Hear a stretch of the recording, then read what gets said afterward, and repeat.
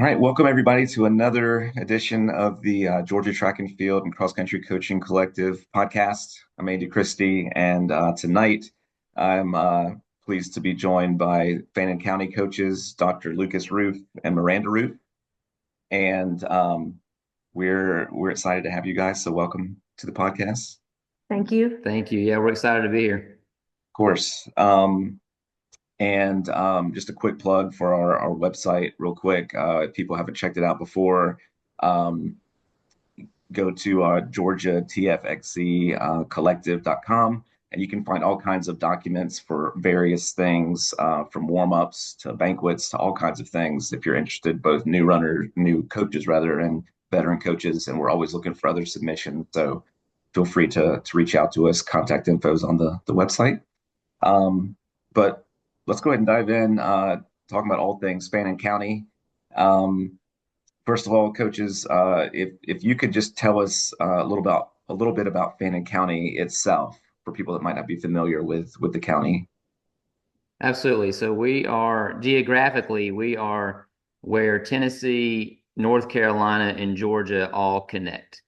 We're basically the county that's shaped like Florida, right up there in that area of the state, and mountain community right there in the foothills of the Appalachian Mountains, and pretty big tourist area at this point. You know, a lot of tourism, but our school system has not really grown, even though popularity of Blue Ridge, Georgia, which is the county seat, the popularity of the tourism's grown.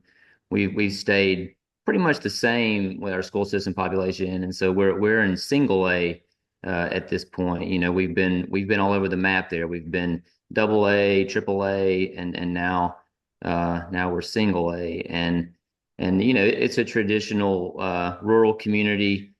Primary sports that kids typically gravitate to in the past have been, you know, football, basketball, baseball. Those have been, you know, over the past, you know, several years, the sports that kids have gravitated to. So for us, it's pretty cool for us to try to make running something that people appreciate up here, and make long distance running something that kids know exists, and kids know they can have a future in. So that's kind of our push up here at the moment. I love that. I love when, coaches come in, and sometimes it takes a little bit to switch the culture of a school, maybe sometimes. And then when you just get those few kids that buy in, and then it snowballs, and then suddenly you've got kids leading kids, and it just kind of, the momentum carries itself. And that sounds like maybe what you guys have had. And one runner I'll mention in particular, you had a 2023 individual state champion, Zechariah Prater.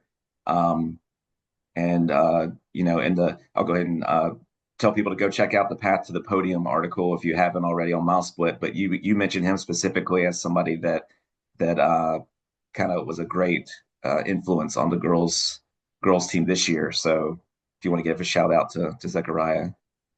Yeah, Zach, he's a hard worker.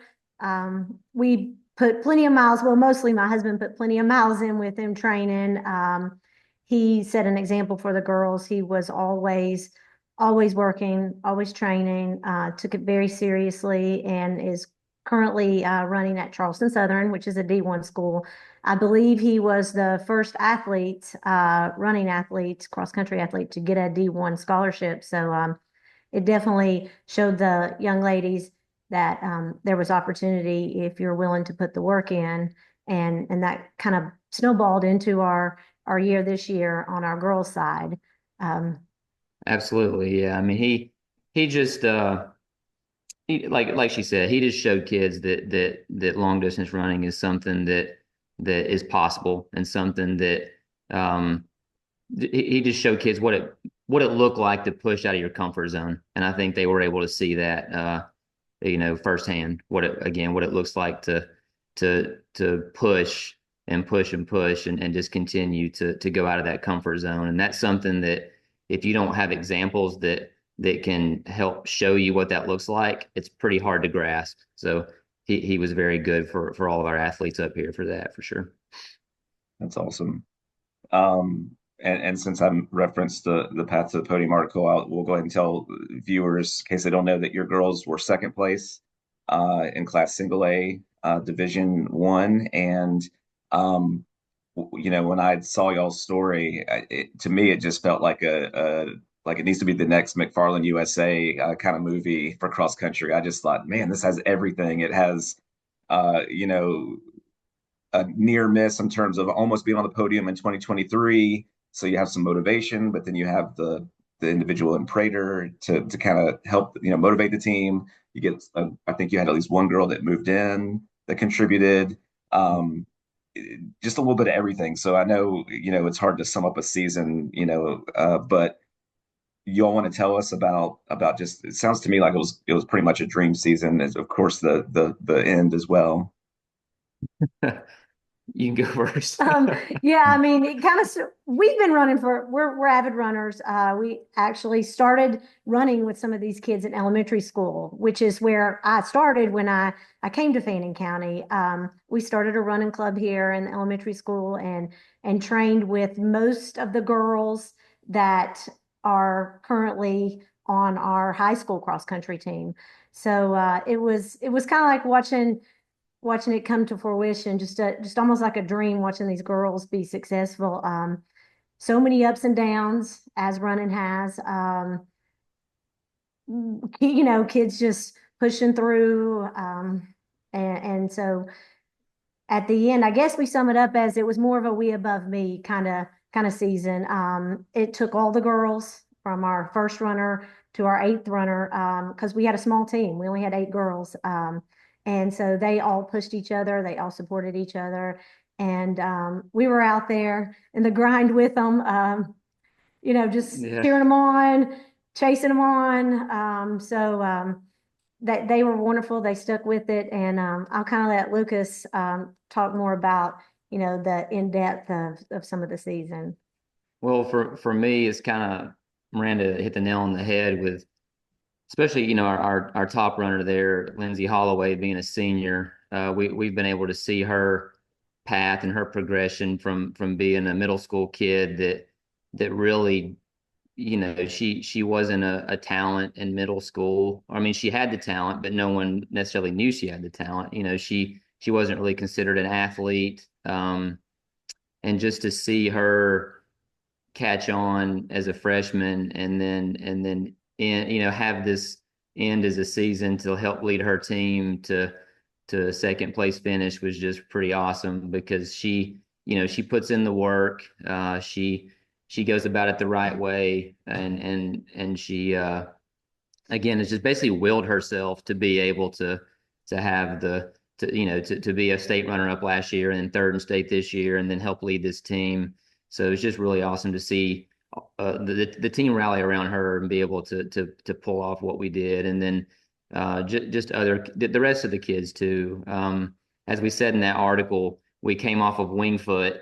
What is that in September? And I think you remember I mean, after Wingfoot, I was thinking, oh man, we're about to roll like this. I mean, all of the Lindsay and then Carly Sams, our second runner, and then Lila Borum, our third came in third there for our team, and Sydney Ford fourth, I think, and Kinsley Picklesheimer, I think, was fourth actually, and then Sydney. All of them just ran so well at Wingfoot, and I was just thinking, oh my gosh, we're literally it's on, right? And then as you saw in that article, that was the last race we had where we were fully healthy. I mean, after that, we just things that you can't predict that just came out, and just to see our team not give up and not not just fall because of health issues and not fall because of different injuries and keep the hope alive was just really cool, just really neat to see. And so that was the biggest thing for me, is to see our team not crumble whenever we had all of these different just random health issues and injury issues, and see them still be able to push at the end and bring it all together was just pretty cool. So how would you guys describe that moment when the results were finalized and the you guys and the girls found out? I don't, gosh, it was pretty awesome, I guess, because we pretty much we're pretty strategic about where we place ourselves on the course. Because we're runners, so we kind of get from one place to another pretty quickly. And so watching some of them come down the chute was pretty awesome. I mean, we kind of knew Lindsay would probably do her thing. And then we just we just basically prayed that the rest of them would finish strong, and kind of just yell at them down that hill. Someone's coming, someone's on you, and basically, I just remember running down kind of after our fifth runner was coming through, and just thought, oh no, I don't know what it's going to look like. And then our fourth runner finished, and she was like, did we make the podium this year? That's what I'm running. Why am I running if we're not going to make the podium? Because she kind of saw us fall off, and I just heard a big scream and just grabbed her and was like, ah, we did. And so it was almost unbelievable. I mean, it was worth it. It was worth all the hard mornings, all the hard workouts. And the girls were just thrilled. Like I said, from our first runner to our eighth runner, who, just came and supported us at the meets. And when it was her turn to run, when some of the other girls were out, she ran, and she ran hard. So we were we were beyond overwhelmed and excited, I suppose. Yeah, that's the thing. I think Miranda hit again a good point. What was so cool for us is that if you look at the results there, and we knew it was going to come down between us and Bremen and Jeff Davis. I mean, we knew that Bleckley, unless something just catastrophic happened, Bleckley was untouchable. I mean, we knew that. I mean, that's an incredible program, but we knew that it was going to come down between us and Bremen and Jeff Davis for that second spot, and it came down for just it was just a few points. And so as Miranda said, Lindsay Holloway did her thing, came in third, and then our second runner there, Carly Sams, we pretty much we needed her to come in top 10, and we knew that, and we there was a specific girl that we knew that she had to beat, and we knew that, and she came into the race with not being able to practice for the whole week because of strep throat, and just to see her go out there and leave it all out there for us was pretty cool, and she I think passed three runners down the chute. And then our third runner, Lila Borum, I believe, with 400 meters left, passed six runners in the last 400 meters. And then our fourth runner, Kinsley Picklesheimer, that Miranda mentioned, I think she passed three or four in the last 400 meters. And then our fifth runner, Sydney Ford, on that day, she's gone through all kinds of health battles, and for her, we gave her a specific pack that she had to beat.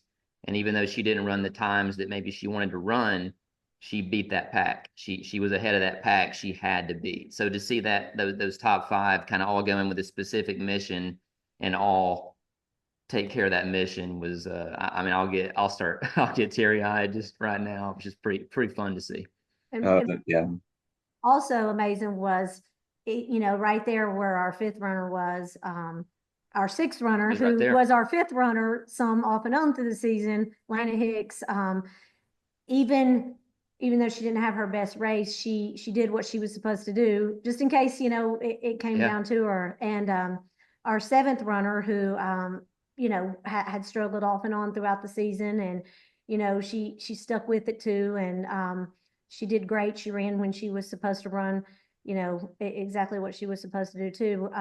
So they all just came out and did their job on that day, from number one, Lindsay, to number seven, Annalie Cheatham. So we were extremely proud and thankful that they trusted us, because we trusted them all season long. Yeah, and Annalie's a kid, the seventh runner there, that she deals with juvenile diabetes, and so she's running out there with something else that other kids don't deal with, and she's primarily a track kid that loves the 400-meter dash, loves the 200-meter dash, and she's out there running cross country pretty much because Miranda begs her to. I mean, so again, to see her go out there and accomplish a mission, accomplish a goal was again pretty cool. Yeah, I mean, you guys are giving me chills with these stories. I'm telling you, Disney. I need to write a letter to Disney because that story is awesome. I love it. From not being on the podium to getting a second place trophy. And you said the girls said, "Did we make it?" Well, yeah, you made it. You got all the way to second. That's awesome. Love stories like that. Um, okay, so to go, we got the kind of end result. We're doing this a little backwards, but that's okay.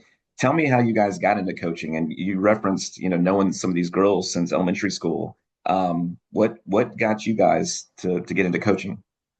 So I'll start. Like I said, when we moved here, we lived in Cumming for several years, and when we moved here, I was an elementary teacher, and then kind of always wanted to be a PE teacher, and so my husband was like, "There's a PE job that's going to open up at the high school. You're going to have to coach," and I was like, "Okay, I'll try something new." So I gave up my elementary, went to high school, ended up coaching because in Fannin County you have to at least coach. I was highly encouraged to coach two sports. So I kind of fell into to coaching, and these kids were kids that which was is a miracle because these kids were kids that we ran with in elementary school when we started here because we started the running club. So it was just kind of destiny for us to go from elementary, and then I stayed there for several years, and then ended up at the high school coaching cross country and track. So it as challenging as it is, it definitely was what was meant to be. Yeah, that's great. And kind of piggybacking on that, what are y'all's favorite parts of coaching these athletes? Oh, wow. I know there's many. I guess I Yeah. could go. Yeah. Really, my favorite thing about coaching is the training. I love to train with the kids. We we run with them.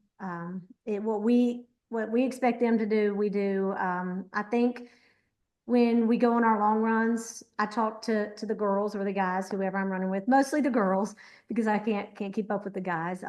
And we just kind of learn about them and be a part of their lives. That's probably what's been most impactful for me, was all the training that we get to do with them, and just having an impact on them and becoming part of their lives, and them becoming part of ours. They're our family, and we hope we're part of their families. Absolutely. And, for me, again, kind of going back to that first question, and I won't spend a lot of time on it, but my path with coaching is a little different because I started in Forsyth County at Forsyth Central High School.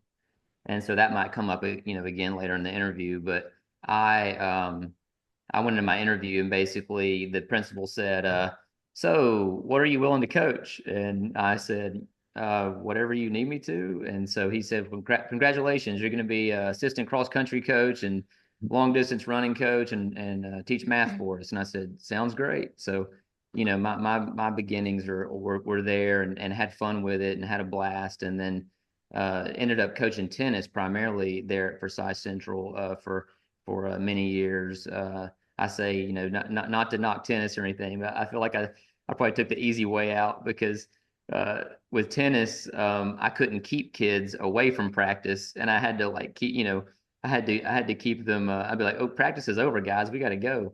As you know, with cross country, it's not usually that. It's not necessarily like that because it's so much harder, so much more difficult. But that is my coaching beginning, and then of course moving here with Miranda to do this in Fannin. But my favorite part about coaching uh, is the impact. I mean, just the impact that we have on the kids, not just with running, but just helping them see the what running can do for you. To that it can improve every other part of your life, the discipline, the work ethic, the dedication, the focus, all the different aspects that go into being a good distance runner. You can apply those everywhere, and I love getting to be able to help kids see that and help kids just improve their lives in general through this sport. And then also just the good underdog story, which we've already been through all of our underdog stories with what we just talked Yeah. about. I feel like that our whole entire girls team is just a giant underdog story, and I love that. That's just something that I really enjoy. Yeah. I love that y'all did that with 8 girls. That's incredible. I think that's a great lesson for coaches that you work with what you have, and if you have 8 girls on the team, then you work with those 8 girls, and you can still have great success. And and it didn't have to be for you guys. It was the podium, but for some other coaches out there, it might be some other place they want to get, at state or sectionals, whatever the case may be. Um, but yeah, the quality, not quantity, I guess is what I'm saying, and working and trying to do what you can with who's out there. Um, what about let's switch to what areas do you think you've improved the most in your coaching? 'Cause I know for me personally, I know there are things I look back and at first I was like, okay, I tried that, but that didn't necessarily work, and always go back to the lab to try to tweak things. Well, coaching wise, I probably knew very little about other than just running and what it feels like to run. So overall, I've probably improved just on the being flexible and reminding myself of what it's like to be a runner, what the body can do, and knowing when to pull back, when to push. Um, and when we talk about the girls and the guys, last year, I'm going to throw out this year. Last year, our guys team went into the season not expected to do a whole lot. And we had two, besides Zach, we had several guys, but we had two guys, a fourth and a fifth runner. One we begged from soccer to come run, and they that when it counted, they put it together at state, and they ended up third on the podium last year, and went in with not expected to do that. So I think just as a coach, learning how to push the kids, be flexible, know when to let up. And then public speaking is probably something that I've learned a lot about as a coach. I I don't like to speak that often. I usually defer to him because he's a pretty good public speaker. So I think that's probably one of the biggest growths from all the coaching is just to kind of be a little bit more vocal. Yeah, she doesn't really like the limelight. So then, yeah, that sometimes you can't help it as a head coach. You have to have that. You got to embrace it sometimes because when it comes to track, she's like the CEO of our track program, right? She's out there, head coach, running the whole entire program, um, and then we have all these different volunteer coaches, different coaches. I just do the long distance runners, so I'm spoiled where she's out there at track again, having to check in on all the different coaches constantly at practice, whether it be the pole vault coach or the long jump coach or whoever's out there. So yeah, Miranda's had her work cut out for her with getting in there and improving as a coach. But for me, kind of going back, that's the reason I want to throw that in there about starting at Forsyth Central.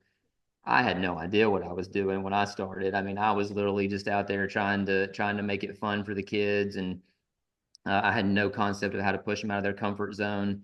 If a kid didn't know how to do that just in just naturally, I didn't really know how to help a kid do that at that point. And so now kind of coming here to help Miranda and Fannin, I've really again being that math nerd, I feel like I've got kind of really dug deep into the mathematics of it all, being able, especially in track, being able to have individual conversations with the runners and help them develop SMART goals and then okay, so this is our goal that we know is attainable by the time we get to the end of the season. Now let's do a backwards design process and let's put together a practice package that can help you get to that goal, and being very, again, just very mathematical about it all. And then just again with track, getting down into the splits of a race and race strategies, helping kids know what pack in a cross country race they need to be with, or in a track race, which kid is it that you need to be on that kid's back shoulder, the whole race. And then, when is it time to push? When is it time to, when in a race, is it time to increase that effort? When is it time to go? And I don't know, a lot of those race strategies, I had no clue about any of that when I started. And I feel like I'm getting a little better at that. And then this next thing I'm about to say is kind of similar to what Miranda said.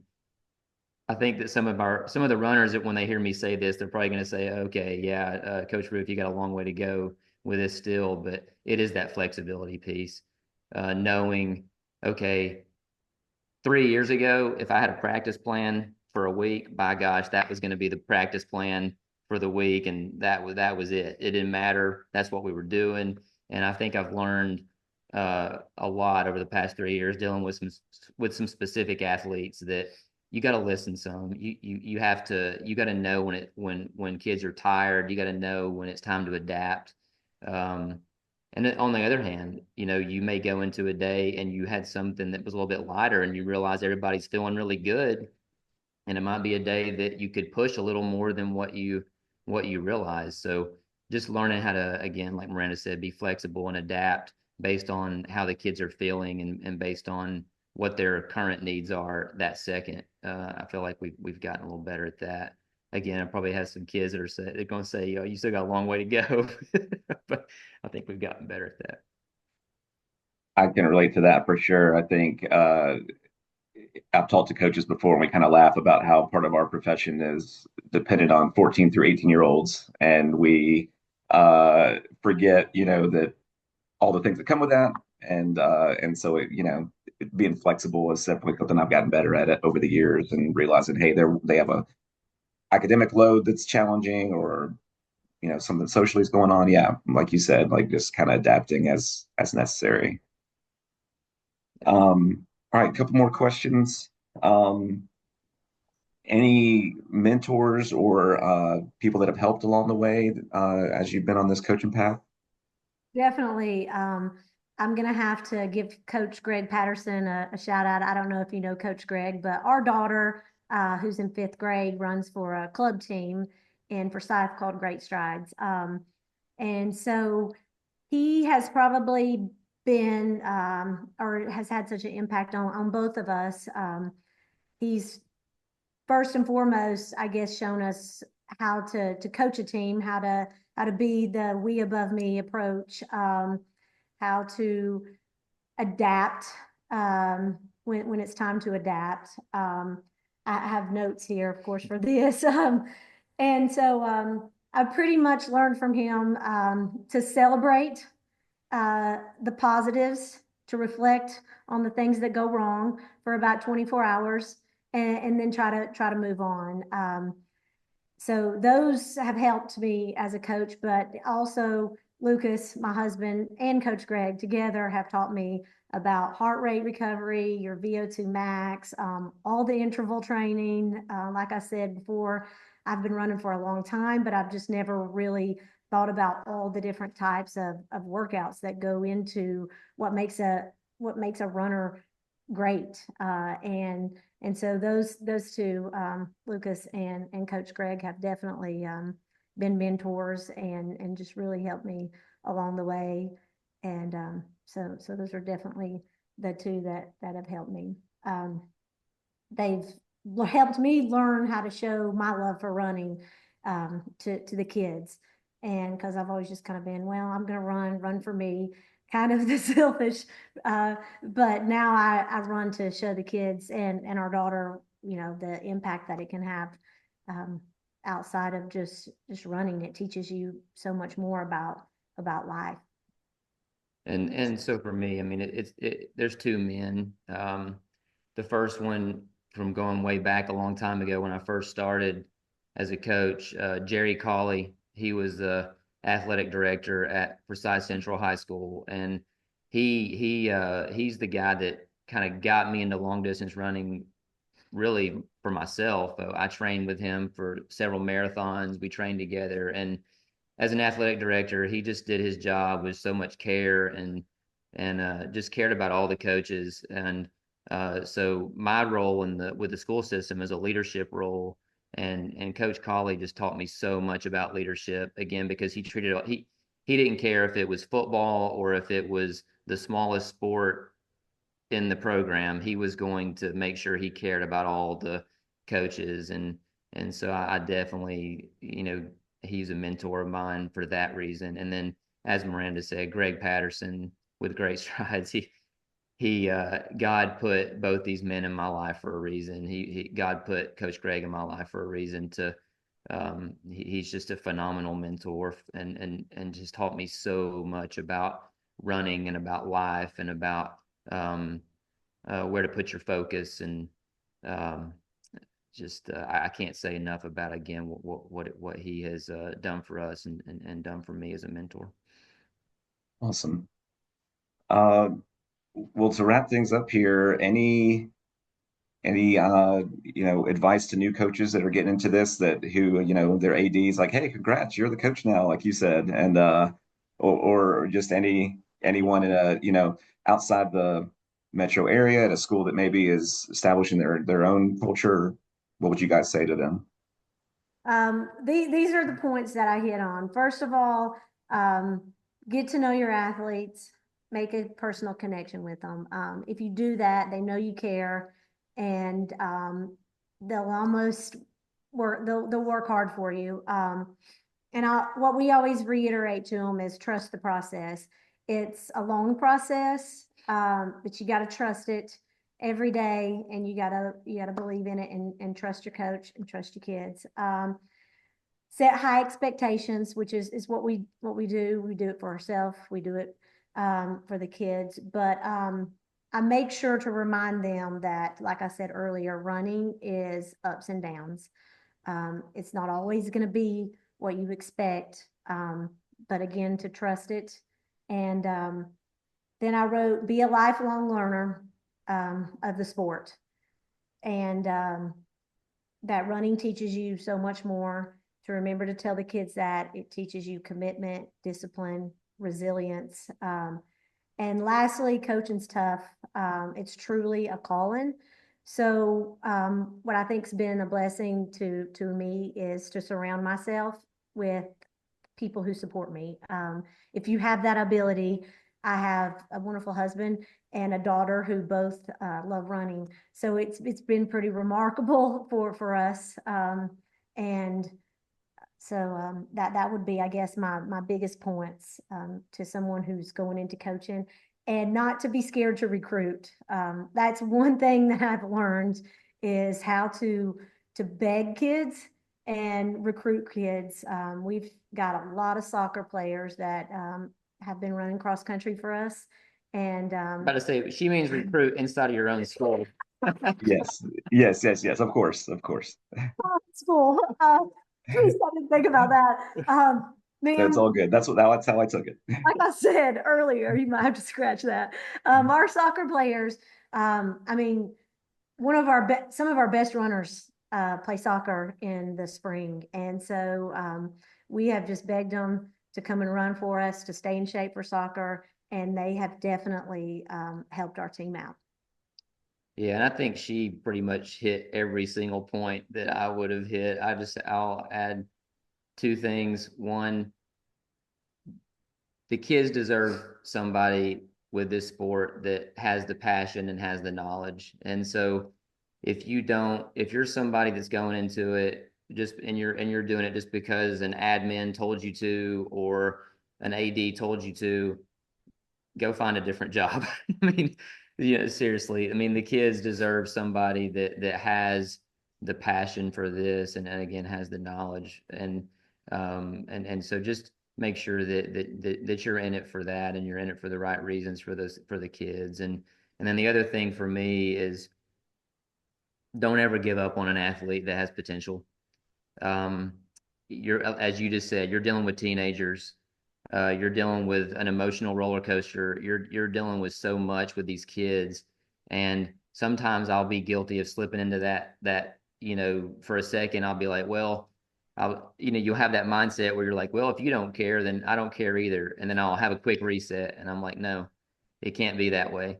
Um, Even if you got a kid that doesn't realize their potential, I don't ever want I don't want the reason that a kid doesn't succeed to be because I gave up on him. And so no matter what, if you've got a kid that has potential, no matter what's going on, don't give up on that kid, period. Love that. Great points. Um, really enjoyed learning about you guys and your program and the success that y'all had this year. So thank you so much for doing this with us. Thank you for Absolutely. having us.